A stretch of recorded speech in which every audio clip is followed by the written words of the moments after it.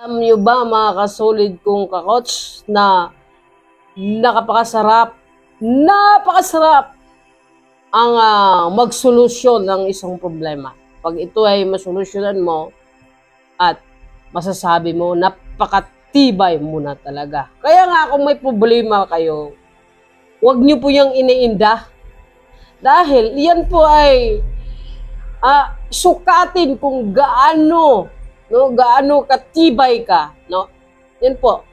So, bago sa lahat po tayo mag-umpisa, no? Ay, nag-umpisa naman pala tayo. Bago sa lahat, pakipindot ang notification bell, yung all, para ma-notify yung mga bagong upload at mga kulay pula dyan, no? Paki-subscribe. Mga baguhan sa akin channel, salamat sa pag-follow, no?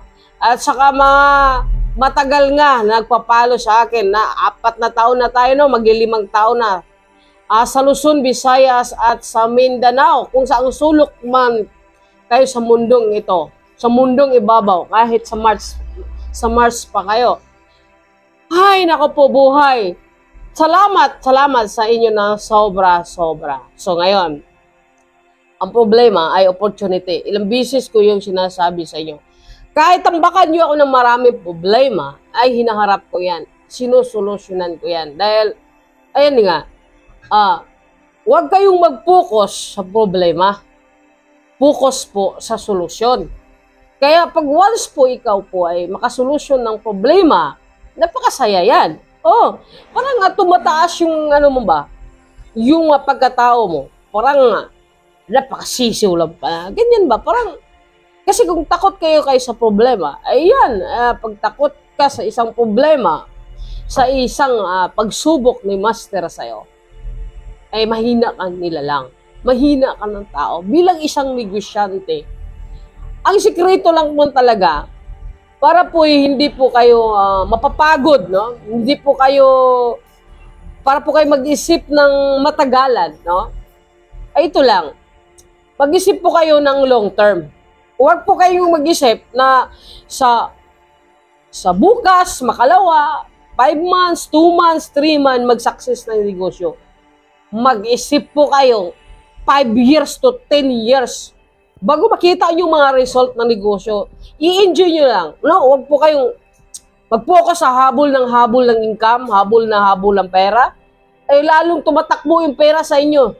Yun po yung aking na-obserbahan, no? Bilang isang entrepreneur. So, enjoy lang yung trabaho mo.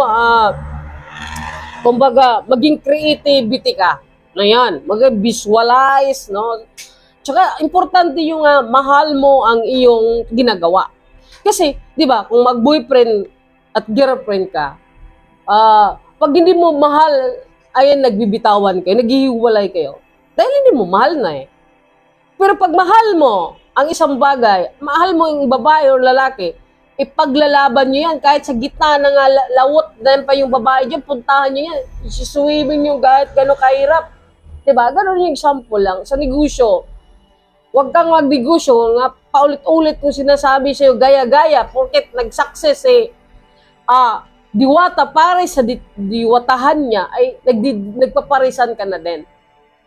Na hindi mo inaalam na yung gusto mo ba yung business na yan. Gano'n ba? Example ko lang yun. So, example, bawat negosyo mo, kailangan mahal mo dahil hindi mo siya bibitawan. Kahit anong mangyari, ipaglalaban mo siya dahil mahal mo yung negosyo mo. Gano'n lang yun. So, alam mo po yung vision mo. Ano bang vision? Bakit ako negosyo? Gusto ko pong magkompetensya international, nationwide sa aking, ano ba produkto mo? Ito. Ano binibenta mo? Product, services? Ganun. So, yun po yung pag-aaralan mo. So, services. Ano ba yung service? Katulad ng Coach Fashion Accessories Trading, no? Yung kumpanya ko. Ang pinalakas ko, services na free shipping. Tailoring, printing. Ayan. Rebranding. Ayan yung binibenta ko na services. So, ganoon din. Alamin nyo yung product. So, quality. Gaano ka-quality yung services mo? Gaano po ito kabilis? Yun po yung sikreto na inaalam ko lahat yan. Yun po, kailangan na creative ka sa yung mga negosyo. So, gawin mo yun bilang isang pagmamahal. Wala kang pakialam, basta creative ka lang dyan. No?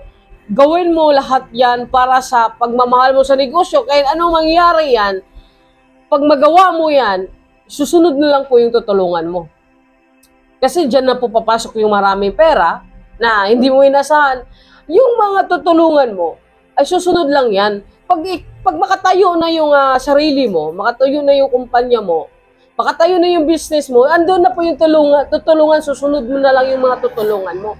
Kailangan mo na makatayo ka bilang isang tao. No? Kailangan mo na, mahalin mo muna yung sarili mo. Alagaan mo muna yung sarili mo. Kailangan ka mag-imbis po sa sarili mo ng kaalaman, katalinuhan na maging genius ka ba sa negosyo mo na yan. No? Hindi po yung ginagawa ko, sa totoo lang, genius po ako eh. Genius sa pangungutang sa mga bangko. Ganyan ako ka-genius, oh. Dahil nakikita ng mga bangko sa akin na magaling po mag-create ng loan doon sa mga bangko. Ayan, pinagkatiwalaan niya ako. So, saan ako nabubuhay ngayon bilang isang entrepreneur? Sa bangko. Pumapakapit po ako sa kanila. Sila po, kasi doon kasi sa bangko, pag bangko na kasi ang mag-o-offer sa'yo ng, loan, bangko na kasi, ibig sabihin, napakaswerte mo dahil maliit na lang po yung interest na pagbabayaran mo dyan. Iikot ka, tulad ngayon, na-approve po ako sa DTI, RB Corporation, no? SB Corporation, DTI loan. So, yun ay 1 year. 1 year hindi ka magbabayad pa yon. 1 year mong hindi babayaran. So, yung kapital na ibibigay ng DTI sa'yo, yung SB Corporation, ano yun? Makaano pa siya, makatanim pa siya, makarot pa siya kasi isang taon po ang binigay sa'yo. Tapos napakalit ng interest, di ba? Yun po yung, antayin yung mga negosyante, no? Ito yung mga entrepreneur, mga entrepreneur, antayin nyo ang mga bangko na ang magpapautang sa'yo, yung lalapit sa'yo, na-attract sila sa'yo eh. Napakagaling mo, napaka-genius mo, di ba, nga negosyante? Na-attract sa'yo, isipin mo, mga bangko sa amin, sa totoo lang, na-attract sa akin. Totoo, sila na po nag-offer. Utang ka dito. O, di ba? So, isipin mo yan, wala pa akong 3 taon. Magta-3 taon pa lang ako. Pero, syempre, kung bilangin, ang bilang kasi is kailan po ka nagkakaroon ng business permit. So, yun po yung bilang. Pero, 1 year po ako nga nag-training ground. O 1 year po ako nga nag-training error. Para po kumaayos ang services. Pero, 2021 po nag-start ang Coach Passion Accessories Trading at sa iba pang kumpanya. Ayan. Sa Coach Cupra Buyer. Pero doon po ako focus ngayon sa alam kong business na Coach Passion, na maging corporate na, no? Nilalakad na. Doon po ako focus ngayon kung saan po ito magbibigay ng passive income in the future. Hindi ngayon. So 10 years, 5 years from now. Kasi nakikita ko na yung na-visualize ko na kung anong mangyayari sa negosyo. Yun ang pinaka-importante.